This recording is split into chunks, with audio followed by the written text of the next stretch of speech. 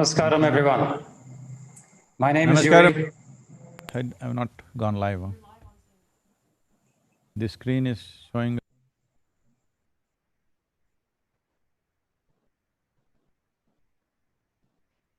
Namaskaram, everyone.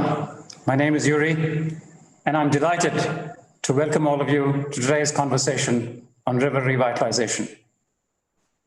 Unfortunately, the rivers of our country are dying.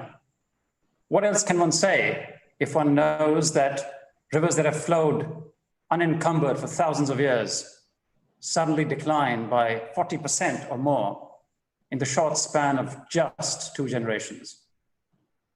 Given that context, it's my singular privilege today to welcome amongst us the Honorable Minister for Environment, Forest, Climate Change of the Government of India, Shri Prakash Javadekar ji. Namaste. The Honorable Minister has been at the forefront of reshaping and re-envisioning, as it were, India's ecological trajectory. And talking to him today is none other than our Sadhguru. I think it's in the fitness of things that this conversation is happening today on September the 3rd. 3 years ago to this very date, Sadhguru had launched the mammoth-scale Rally for Rivers initiative, which garnered the support of an unprecedented 162 million people. Building on that foundation, on September 3rd last year, he launched Kaveri Calling, a project to save the very lifeline of South India. To bring to you what's actually happening on the ground, the best way to do that is through a short video, which we will play now, and I then request Sadhguru after that for his opening remarks. Can we have the video, please?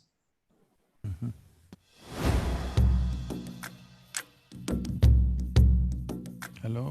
Give me some volume. So the vision is a very large vision for these two states.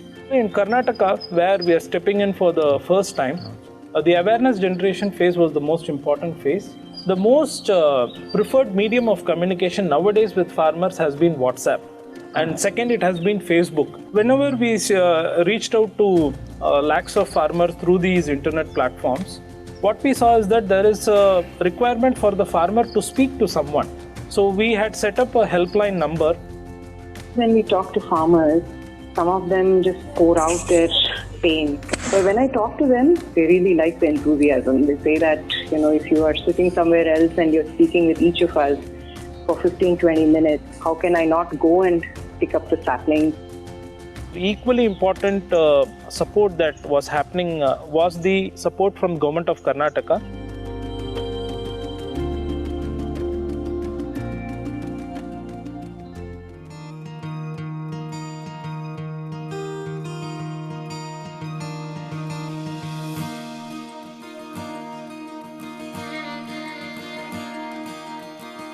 So, pandemic has no way slowed us down, but the dedication of our volunteers, risking their own personal health and well-being, they've been out there traveling, doing things. But above all, technology, media and the cooperation that we have from the forest officials and the agriculture ministry has made the difference.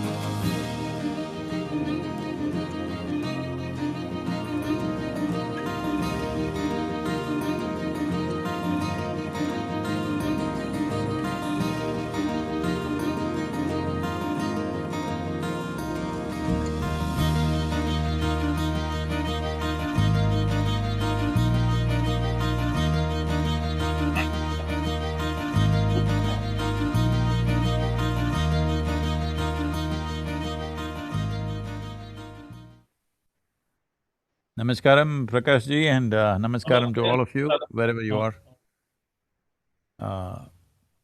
It's a privilege, and I see this as a great possibility for the future of the nation in terms of our ecology. When we say ecology, it is not an academic subject of some kind. It is the air that we breathe, the water that we drink, the food that we eat, the land that we stand upon. So without nurturing this, without taking care of this, imagining a life in a skyscraper is not a practical thing, which the whole world is realizing in a very hard way. But India, which still in many ways we are farm-based agriculture, where nearly 65% of the population is still connected with the land, I think this is appropriate time that we have these conversations and we take the nation in terms of policy and action, that we don't cause the damage and then try to fix it. Some damage has happened, but still 100% of the population is not out of the soil, they're still in the soil, 65%. So I feel this is the best time for this conversation.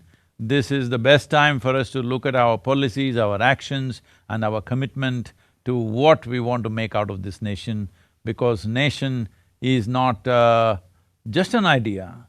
Nation is people, nation is the soil upon which we stand. We call this mother soil in this country. In Tamil Nadu, we call this Thai Mannu. So, that which is the source of our existence cannot be walked upon with negligence and wantonly. We cannot do this. We need to do this with some care and concern, knowing fully well we grow out of this soil and we go back into the soil. Having said that, Prakash ji, it's truly wonderful to have you, and many steps that you have taken in the last few years has been very inspiring and supportive. Please, you can start the… Yeah. Guruji, first, let me wish you today, as today is the very good birthday to you, and I hope that you will have full 100 years of active life. That means a lot of work too much work. And I am senior to you in age, but you are senior in many respects. Why I was attracted to you was your inner engineering theory, millions of bright followers, Koimbatore Ashram, Adiyogi statue, your Sunday Satsanga, and you must be recalling that in 2014 when I took charge of this ministry, I called you for Chintan Shivir, which we organized for officers, and you had come in Guwahati.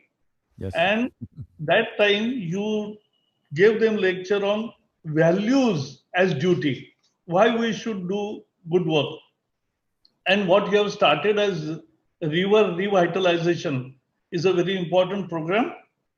Government of India has already decided, and in Ministry of Environment and Forest, we have already prepared DPRs for 13 rivers. Ganga is already under implementation. Jhelum, Chenab, Ravi, Satluj, Bias, Yamuna, Brahmaputra, Mahanadi, Krishna, Godavari, Kaveri, Luni and Narmada. So 13 important river systems in India are taken, and more importantly, what we are proposing to this year, and that's an anecdote and then I will stop. I was visiting a remote part near the jungle in Kolhapur district. Farmers were complaining that, oh, elephants come and destroy our crop. So I called forest officers and what can be done? So they were saying some technical. I said, we kill or what we do? So farmers said, no, we'll never kill. That is India. That is India. We don't want anybody to be killed. As you know, in Australia, more than thousands of camels were culled recently. But our farmers are saying, whose crop is destroyed, says that don't kill the animal. What you do, why they are coming out? One explained me. Why they are coming out? Because they don't get enough fodder and water in jungle. Therefore, they come out. Then I said to my officers that we will have water and fodder augmentation program in forest. And now we have selected 28 forests in 28 states, 10,000 hectares each, and catchment area treatment will be carried out, and the DPRs are being prepared through LiDAR surveys, so latest technology. And that we will have reached to value and all watershed treatment plant. That is because I also experience in 11 villages in Pune district, I have done watershed development program successfully. So this is our commitment. And that is the point where we come together. And I always hold that ideation comes from people like you, social workers, actually those who are in the field. Government has to implement. Your power is ideation. Our power is multiplication. That is what we are doing. So, Guruji, pranam. What you said just now about creating fodder and water in the forest is very vital to see that this man-animal conflict doesn't happen, because all of us have to live in the limited amount of land that we have.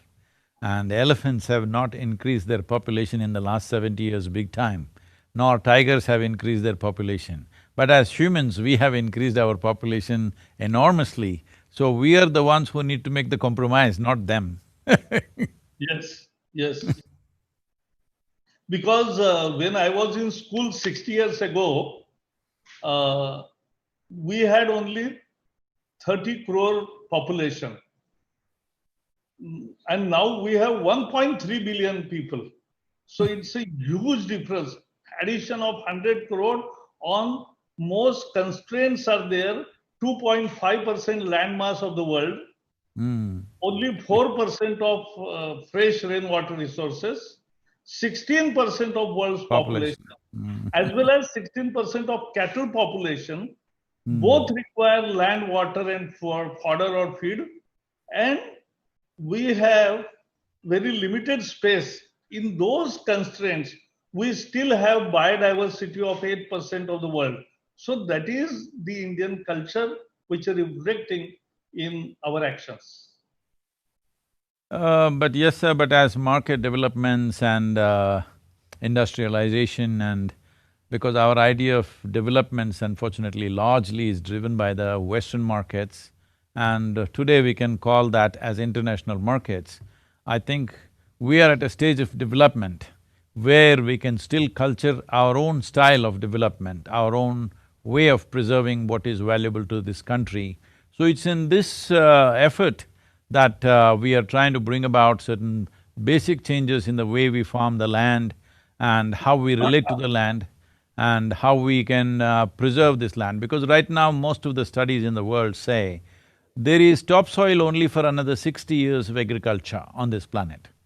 Because every day, whatever we farm, we are taking out the topsoil and not able to put back the necessary organic content, because organic content can only come from tree litter and animal waste. Both these things have become very scarce, and the government of India has a mission to make at least 33% green cover in the country. That mission if we complete, including the farmlands, because 23% of the land is forest, not all of it is 100% forest, some are dense forest, some are medium, some are scrubby forests like this. So, putting back forests is a very big process and it's a very time-consuming process. But putting back trees on the farm, what it means is, from now onwards, the question of exploiting the forest for produce must go. Our need for timber and wood that we have, which we naturally have for developmental purposes, must be grown on our own lands, because right now the country is importing over 63,000 crores worth of timber and over 112 crores worth of… 112,000 crores worth of timber products. Why should our farmers not benefit? So converting part of the land into agroforestry will not only bring this income to the farmer, which we have demonstrated with over 70,000 farmers going in for agroforestry. But the most important thing is the soil will become rich. For soil to be considered soil, the United Nations has fixed a thing, it should be a minimum of 2% organic content. But nearly 52% of India's soil has only 0.5 percentage of organic content. This is because only in the last 40 years, we are trying to grow crops with simply fertilizers. There is not enough organic content, there are no trees, there are no animals on the farm. We have to bring back trees, and we have demonstrated this. By doing this, the nutrient level will go up. I know the Prime Minister in his Mann Ki Baat, I have not heard the talk, but people have sent me the gist of his talk, and he is talking about making this month a nutrition year. See, if nutrition has to happen, the most important thing is the soil has to be rich. I know we will think of midday meals, we will think of giving them B-complex tablets and this and that, but that's all fine, that is all needed as an emergency measure because we have the largest nutrient deficient population in the world right now. But that can easily change by changing the soil quality, because the studies show in the last 25 years, the vegetables in India have lost 40% of their nutrients. We need to put this back. This can be put back very easily with agroforestry. So right now this Kaveri calling is going in this direction, but you have already announced, you preempted me by saying by 13 other river basins you are looking at that. We have made some kind of a project for 8 rivers, but now you've gone ahead with 13 rivers, that is great, but we would like to see that and also assist you in this process. Because if we do just 8 rivers, right now, just by doing Kaveri calling project, that is 2.42 billion trees in 83,000 square kilometers, will mean that 52 million farmers will benefit, and 9 to 12 trillion liters of water will be sequestered, and 200 to 300 million tons of CO2 will be sequestered. Right now, the promise that we have made at the Paris for 2030 goals that we have, this is almost 8 to 12% of that. But if we do 8 river basins, the numbers will go up to 34 billion tons of…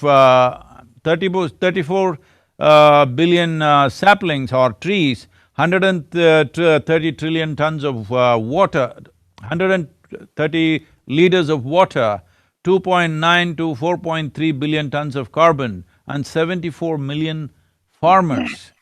This can go a long way. But right now, Kaveri calling is successful. One thing is the dedication of our volunteers, that is a different matter. Enthusiasm of the farmers, that's a different matter.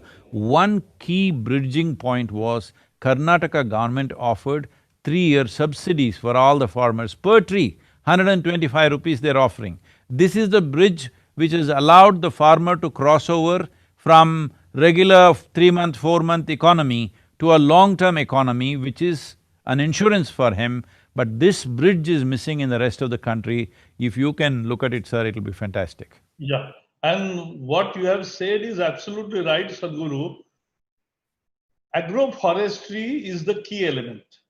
And as you said, for a tree litter, what makes soil rich, and we have to first arrest the soil erosion and ensuring the planted saplings survive is very important.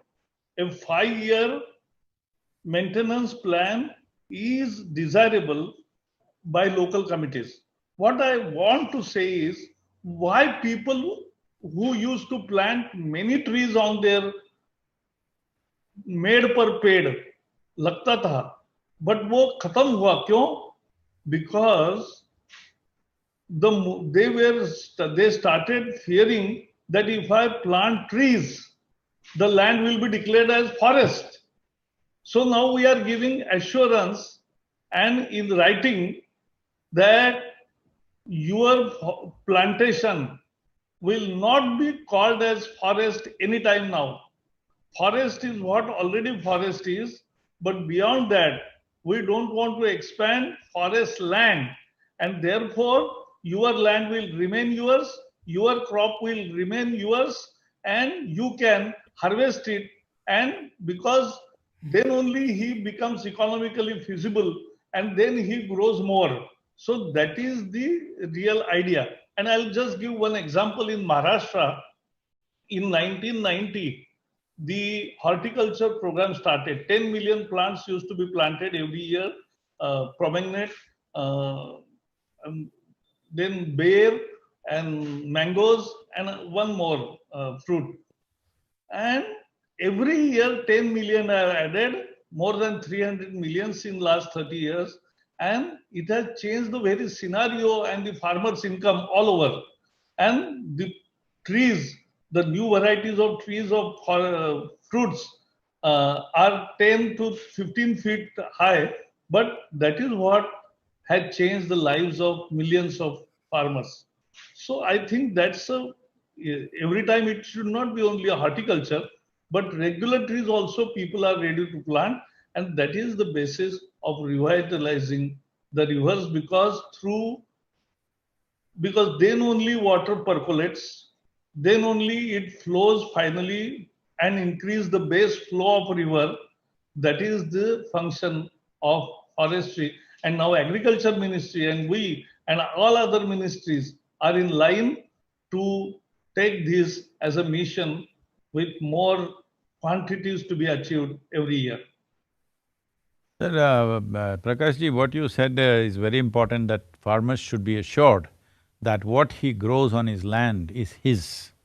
Right now, there is a big issue about it. In the last 6 years' time, we have been pushing with all state governments that we are working with and also with the center.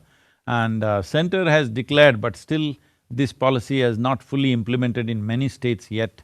I think that needs a push from yourself, and I think it needs a push from the Prime Minister as a policy, that we must declare, we must clearly declare, because right now there are laws, British implemented laws, that even the water as a resource in your land actually belongs to the government below 10 feet of depth or something like that. So this may not be enforced, but it is there in people's mind. There is a fear about this, and recently you have cleared this. This is very important, that you can fell and transport timber across the country. This is something that we have been working at for a long time, but I'm glad that this is happening in your time, that you have formed this digital platform where people can sell their timber on the digital platform and transport it wherever they want. This is very, very important, because it's happened in the past in southern states, where a farmer grows a tree in his land and for his need one day he cuts it. And the activists will come and protest in front of his land and he gets arrested because of that pressure. The police will come and arrest him, or the forest department comes and arrests him because he's cut a tree that he grew. If there is no assurance that I can use what I grow on my land, only then exploitation of forest will go. Only when people start growing timber on their private lands, the need to go in stealth and exploit the forest as a… because it's a crime. Who wants to commit a crime when they can do a legitimate business, I'm asking?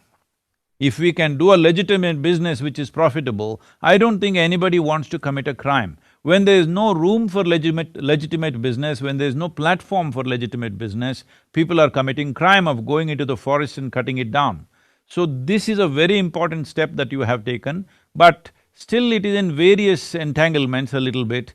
A little more clarity has to happen. Now under the Agriculture Ministry, something is happening. National Mission for Sustainable Agriculture is a sub-mission on agroforestry. But the states, when we approach them, Karnataka has done a fabulous job, but when we approach many other states, their problem is of funding. Now there are many other funding agencies, both within the country and also outside the country, which can be accessed by the government to promote agroforestry, because right now in the UN agencies, the idea of agroforestry has caught on big time. I have been pushing with them for the last few years, and they also have come to this. UNCCD is very committed towards this, that this needs to happen. Especially Kaveri Calling, they're looking at it as proof of, it's the real proof of the pudding is in making it happen. If it happens in one river basin and shows results in 6 to 8 years' time, then we know this can be done everywhere else, people will invest. Once the CC model scales up, It is important this submission becomes a national mission on agroforestry. We need to approach it in a much more dynamic way because this involves 65 to 70% of the population in the country. The economy of the country could be greatly enhanced. And another important aspect of this is, before the pandemic happened, there's unfortunate situation we are here, but before this happened, it was estimated by 2030, there will be over 220 million people migrating from village to city. So none of our cities are ready for this level of migration.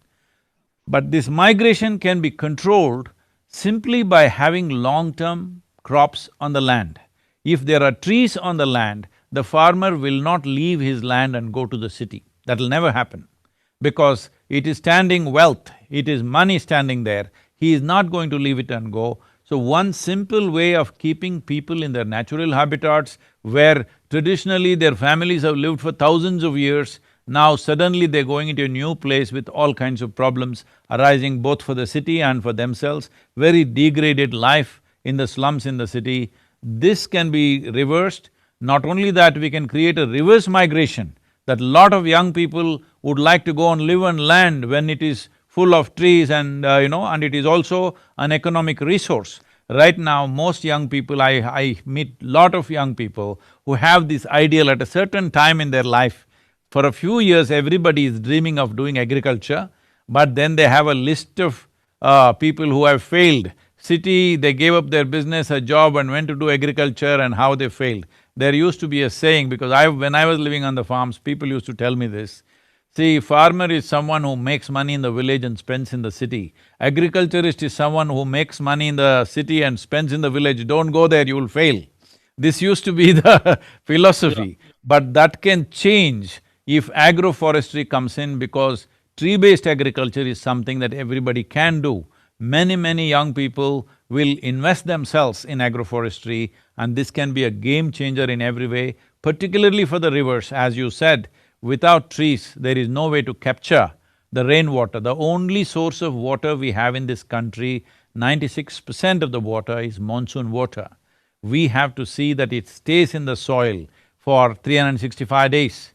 The average that the world bodies are saying, the capacity of the soil in the world, the topsoil in the world is 8 times more, 800% more than all the rivers put together. That's the volume of water that the soil can hold. So our soil will be rich only when there is water in it, and our soil will hold water only when there is organic content. If organic content has to be there has to be trees on the land. This we have to bring back as a national mission. Yeah, Sadhguruji, you will like to hear that there was a scheme called compensatory afforestation. Any new activity which is started in forest area, particularly mining, they have to give money for compensatory afforestation. But that fund was kept in fixed deposits for 15 long years because of Supreme Court order. We changed the law in 2016. And after changing the law, last year, we have distributed 49,000 crore rupees to the state governments. And now states are submitting their working plan, action plan, and we are approving them, and they are going ahead with for making degraded forest also into a good forest. Because after all, as you mentioned, UNCCD, we have hosted UNCCD COP14 this year, and we have taken up a world's largest target of converting and restoring 26 million hectares of degraded land. That we have already taken up on as a challenge. And to that end, these CAMPA funds will be utilized, but that will be in the forest area. Out of forest, we want to incentivize people in every possible way, because first 3-4 years, when he doesn't get anything, he can have some intercrop, but still you have to finance him. So those also schemes are being worked out. Right now, Karnataka government has a very effective scheme in this direction.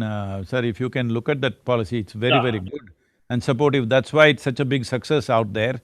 Campa funds are going for afforestation, which is a good thing, but they have recently included also urban afforestation.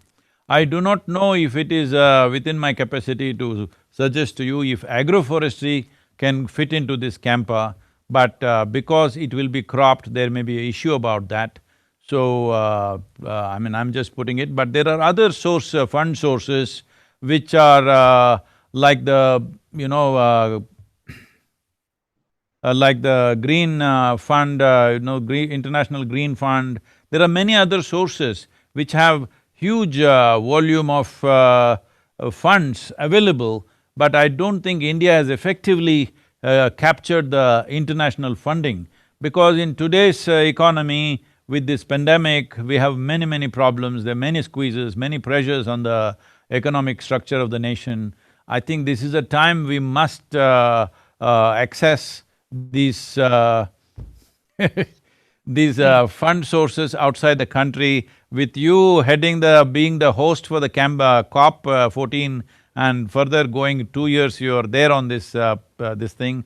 So I think this is a very good time to do the Global Environmental Fund, Green Climate Fund, these things if we can access, because massive amount of money is there.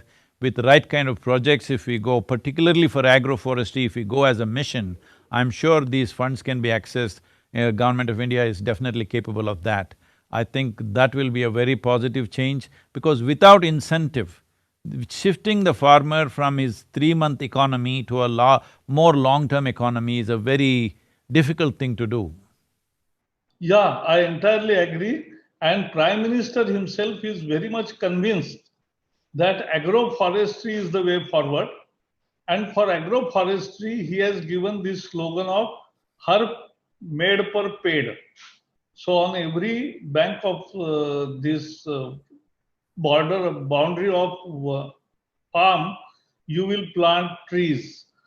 And elsewhere also, you can have agriculture of trees, crop of trees, because then only we can avoid the imports which you also mentioned. Import to this tune, we are exporting the jobs. Instead, let us do ourselves the required commercial timber here. We will create jobs here, and that is what is needed. And therefore, I believe that agroforestry and afforestation in vacant and available land where plantation can take place is the way forward, and our government is committed to it. So both within forest, outside the forest, but on a large scale, and private farms, all three avenues will be incentivized to do that, and there only we will have achieving our carbon sequestration target, which we have taken up in our nationally determined contributions in Paris. So that is where we are leading to. As I already said, sir, one thing is about your commitment in Paris for this 2030. Just the Kaveri calling project, when it's fully implemented, it will fulfill 8 to 12%. But as I said, we've worked out the details for 8 rivers, but you are working on 13 rivers now. Even these 8 rivers, if we fulfill, we will fulfill this promise 120% or 230%.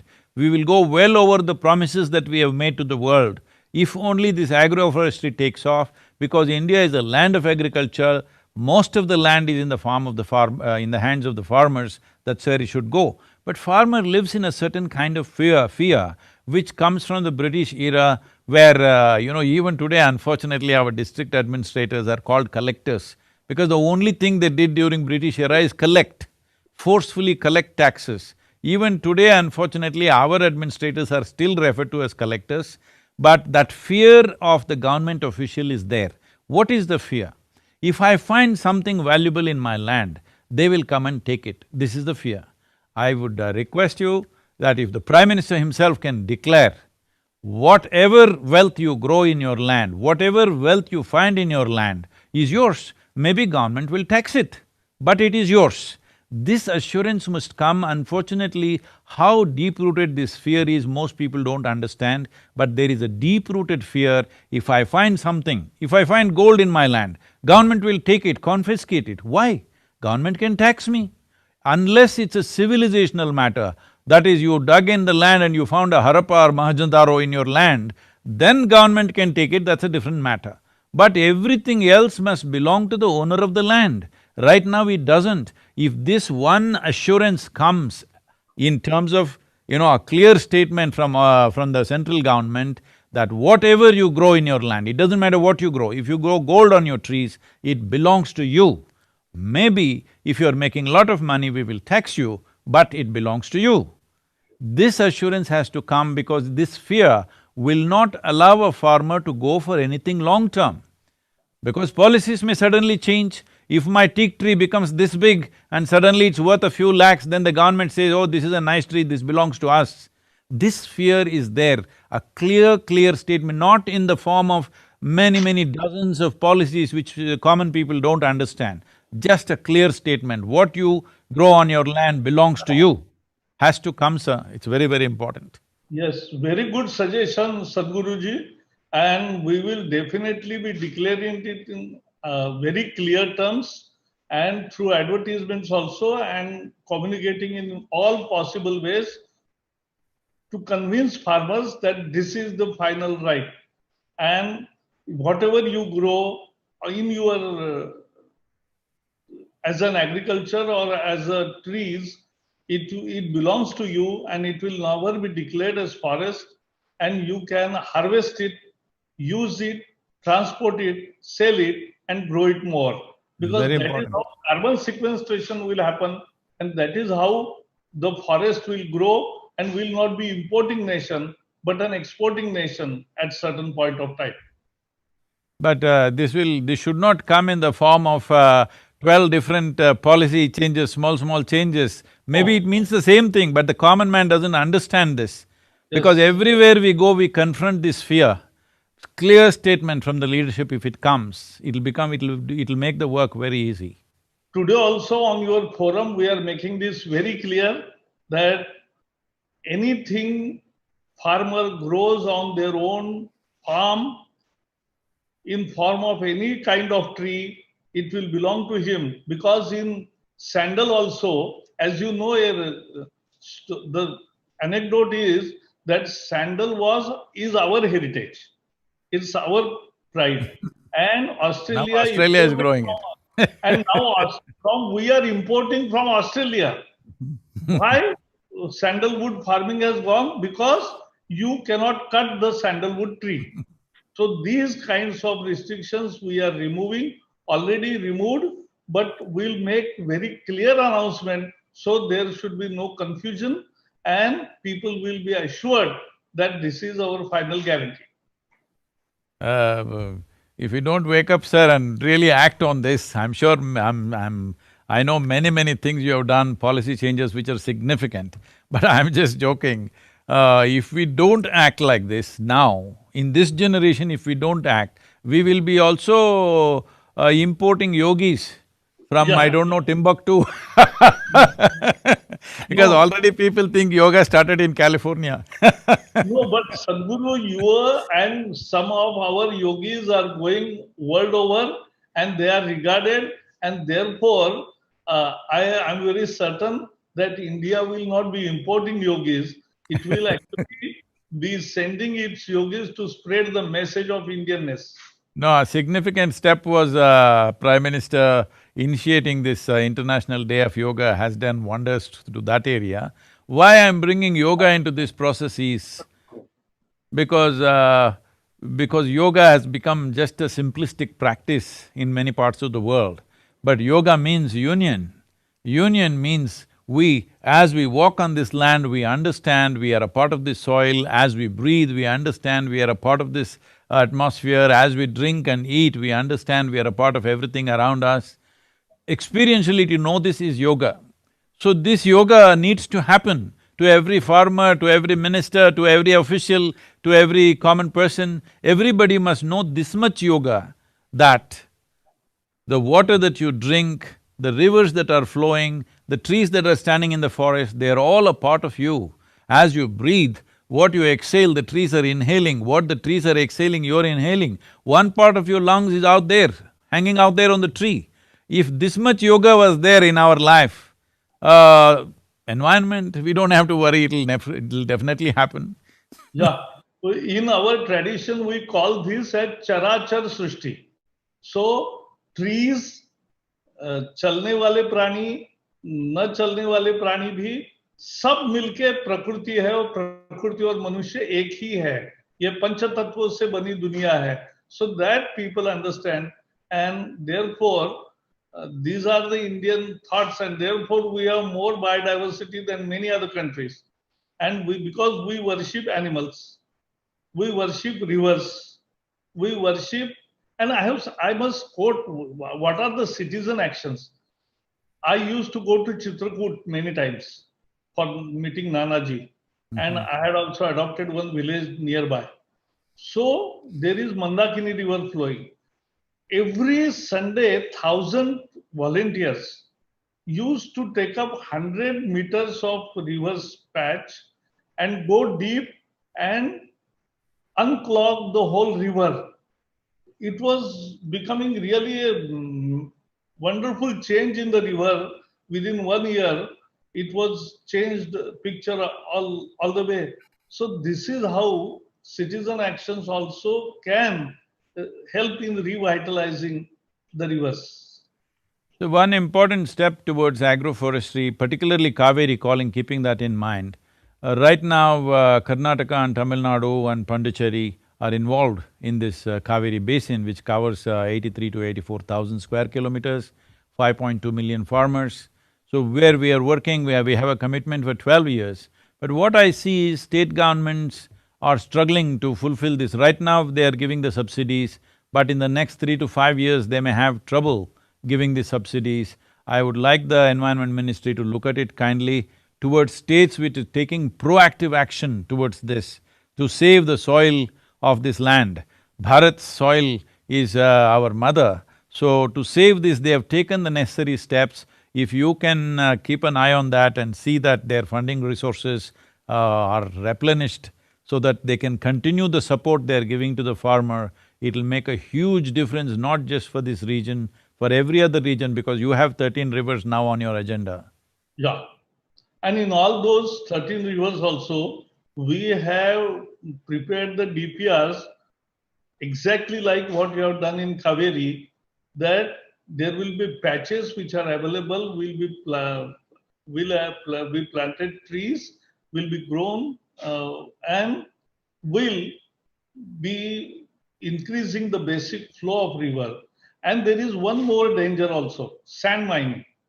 This sand mining is destroying at many places, because if you don't mine the sand, then it will be clogged, it will be floods. But if you mine more, then also the river dies. And therefore, now we have set up the new standard operating procedure and the new guidelines for mining the sand, so that on a sustainable basis.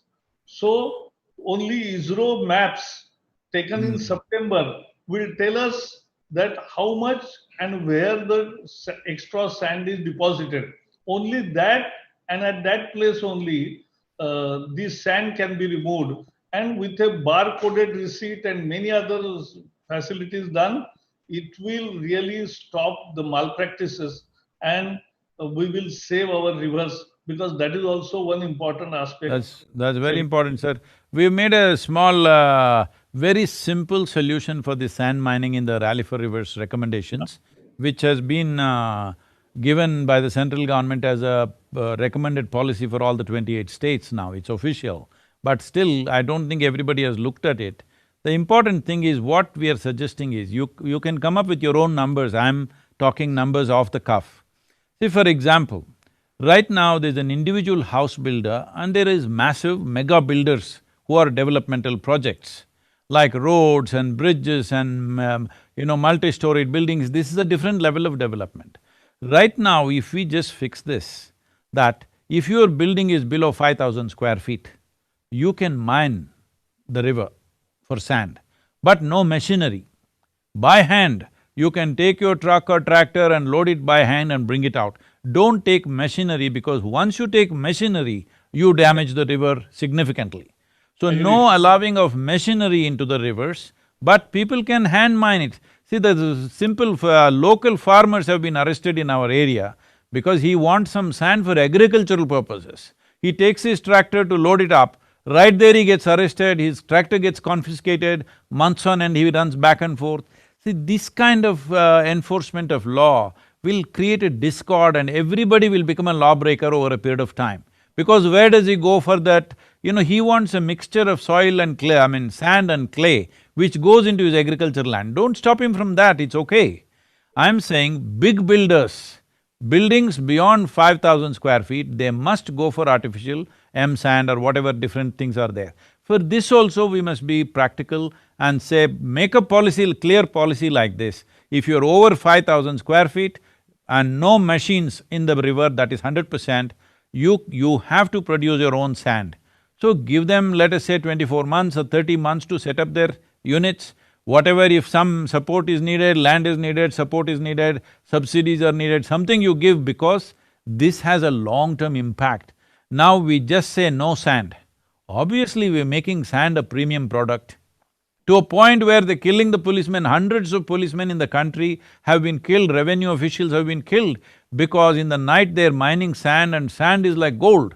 Its value is so high, people will kill for it. So the way to do it is you take away the market.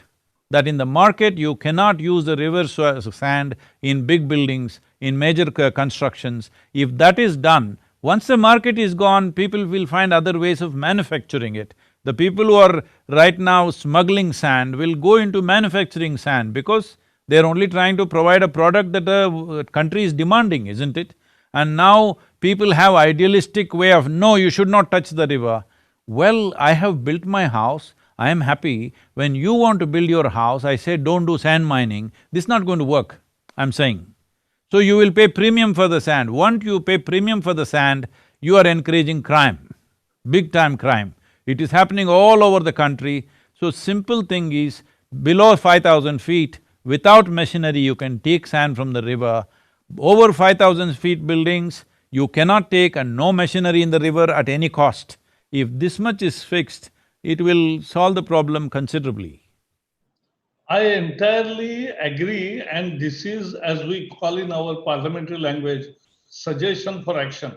I have already noted, we'll deliberate and we'll communicate to you also what we are going ahead with. Thank you, sir. But that is what we will definitely take action on, because what you said, both the points are important, that if you put machines into riverbed, then they destroy the river. And two, there has to be some restrictions for using river sand. You can use the seashore sand, that is a different thing, because what sand you are getting in Bangalore and Chennai is coming from seashores of Thailand and other places. So it is coming that way only. So we have large amount of things. Whenever I went to Andaman Nicobar, there is tremendous sand all over, but because of our restrictions, we cannot take away even a single construction in Andaman. It's very difficult to get sand. They have to purchase from other countries. So that is the position there, and we will have to come out of these obnoxious rules which are prevailing, and then we can have a natural progress on your suggestions, that no machinery and more bigger constructions, they will have to go in for manufacturing the sand. The one important aspect I would like to just touch on it. This is… maybe it's coming under various ministries, but I just want to bring it to your notice. One understanding, even when I've spoken to various chief ministers, everybody thinks any water flowing from a river to the ocean is a waste. We must control it. So what essentially you are saying is, one thing is you want to destroy the delta regions. By building more dams and barrages, you destroy the delta completely. which has happened to the Kaveri Delta already. Kaveri Delta used to be one of the richest. 3 crops they were growing, now they're growing only one, because 5 months in a year, water is not even touching the delta. Nearly Yeah. 300 to 400 kilometers before it, the ocean itself, it's dry, completely dry. Nothing flowing in Kaveri. So In one Ka- important… Yeah. Yes, in Kaveri. Please. One important aspect of this is, there is a whole mixed ecosystem along the coast of the Indian peninsula, which amounts for 7,400 plus kilometers. There is an ecosystem of fresh water and marine water, which is like a border along the peninsula. If this ecosystem is destroyed, which is already being significantly destroyed, particularly in Tamil Nadu we are noticing this marine water ingress into the soil is happening up to 55 to 56 kilometers it's come. Some of the geologists say across the 7,400 kilometers, up to 80 to 100 kilometers it can come inside if the rivers don't flow into the ocean. At least 30 to 40% of the river must go into the ocean as base flows, they have to go. Otherwise, if let us say the worst case scenario is 100 kilometers into ingress, it is 7,400 kilometers into 100, that many, which is almost like another partition, we will lose that much land completely. We will lose that much land if marine water comes. So this base flows must flow into the ocean, this misunderstanding should go. And because the time is running out, I would like to touch on this important aspect which Prime Minister has right now declared, that this is a nutrition month. So in terms of nutrition, the human nutrition is very connected to the richness of the soil in a very big way. That is, like some of the studies show that from 1999, from 1950 to 1999, 43 different vegetables and fruits, a significant decline in protein, calcium, phosphorus, iron, riboflavin, that is mainly vitamin B2, and vitamin C over the past half a century has happened, a significant decline. Some of the studies in India show in the last 25 years, the nutrients and the micronutrients in the vegetables that we are eating today is 40% less than what it was 25 years ago. So because of this vegetarian diet, slowly everybody is declaring is no good. When all the Western doctors and countries are declaring you must eat fresh vegetables, in India doctors are suggesting you must eat meat, otherwise there is no nourishment.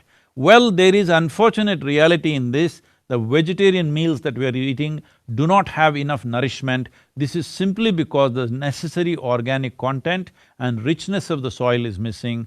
What should be minimum 2% organic content has come to 0.5%. Without agroforestry, I don't see a solution as to how we will provide nutrition for this nation. Nutrition does not just mean giving them extra vitamin pills and iron pills and zinc pills and all this stuff. We need to enrich the soil. Enriching the soil must become part of the nutrition mission. Now that this month has been declared as a nutrition month, which is a very, very important focus, because I've been continuously talking about this for the last 30 years.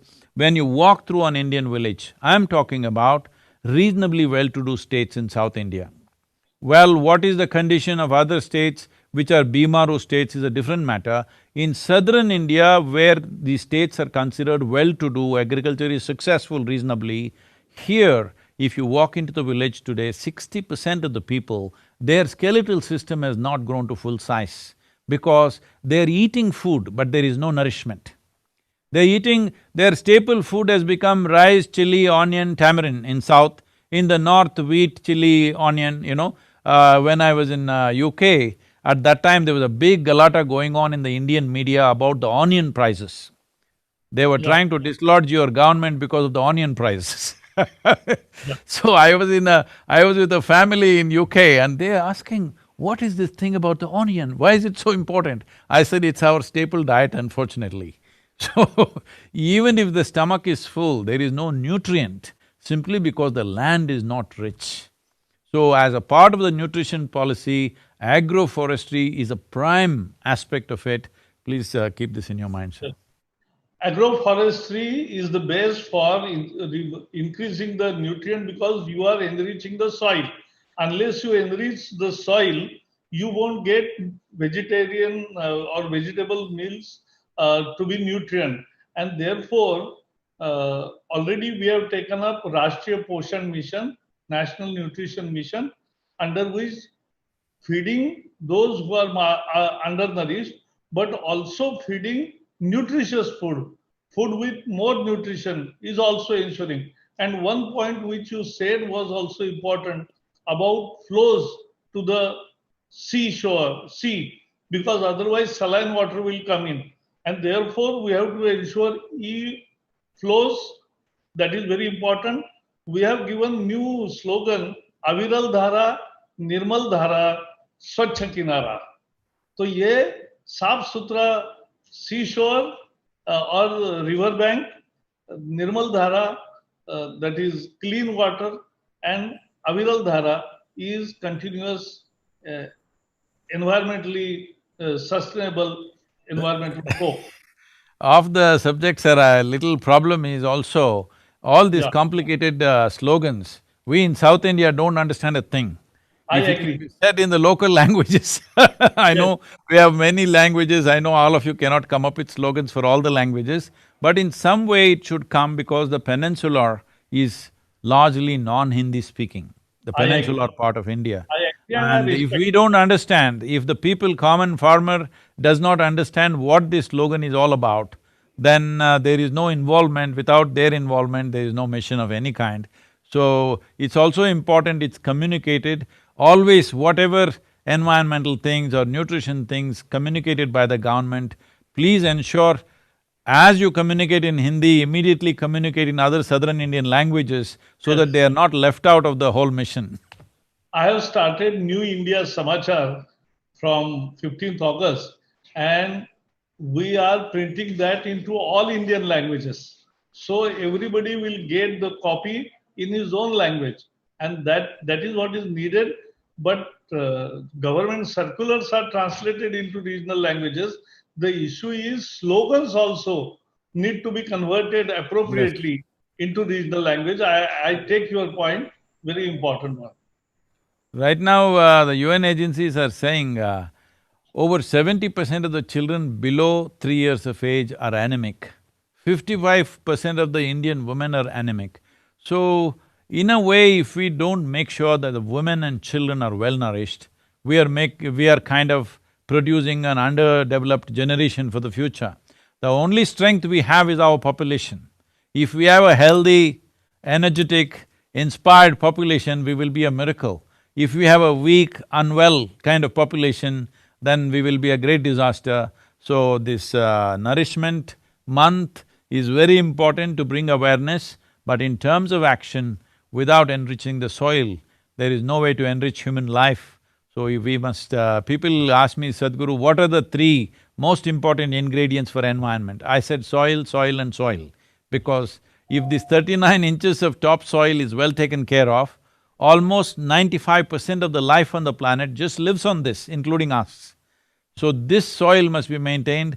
The soil of this sacred land that is called as Bharat, if we maintain the richness of this soil, the future of this nation is definitely assured. Thank you very much for your participation in this. I think Ibrahim Tiav, your friend, and also we have been connected with him from UNCCD. He has sent a message. If Yuri can bring that on, that'll be nice. Indeed, this has been a very insightful and, dare I say, enlightening conversation. I would like to thank the Honorable Minister and Sadhguru for making this possible for us. It seems to me that to make the progress on all the multifarious fronts that both of you have talked about, policy changes are of course required, and it's heartening to see how the government has been actually moving and all the plans of the government so far. But for me, I think I keep getting reminded by something that Sadhguru always talks about, which is that we need to think about not just what is happening out there, but what can I do to become part of the solution and not just be part of the problem. And as I think about that, we have the living example of our Nadi Veeras Isha volunteers who, as we speak, in the middle of this COVID environment, are actually doing an incredible task of planting 11 million trees to take care of many of the issues that the Honorable Minister and Sadhguru have just talked about. So on that uplifting note, I would like to close, as Sadhguru mentioned, with a message from Ibrahim Saab, who is the Executive Secretary of UNCCD. He is one man who has a perspective view on the entire world, and it will be instructive to see what he has to say as his definitive view on this entire matter. So could I have that video, please? And we'd like to close with that. Namaskaram. Today, 1 year ago, we were in New Delhi celebrating the 14th session of the Conference of the Parties to the United Nations Conference.